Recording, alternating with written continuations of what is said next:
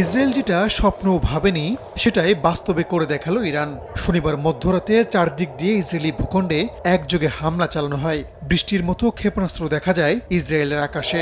সিরিয়ায় ইরানি কনসুলেটে হামলার প্রতিশোধের অংশ হিসেবেই এই হামলা চালানো হয়েছে। ড্রোন ও নিজেদের তৈরি অত্যাধুনিক ক্ষেপণাস্ত্র দিয়েই চালানো হয় হামলা।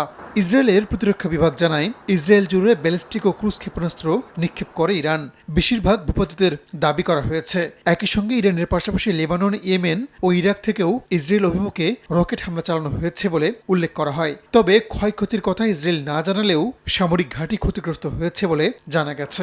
হামলার পরপর ইসরায়েলের প্রধানমন্ত্রী বিনিয়ামিন নেতানিয়াহুর সঙ্গে ফোনালাপ করেন মার্কিন প্রেসিডেন্ট জো বাইডেন।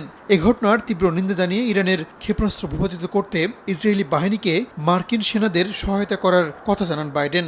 একই সঙ্গে এই মুহূর্তে ইরানে পাল্টা হামলা চালাতে নেতানিয়াহুকে নিষেধ করেছেন তিনি।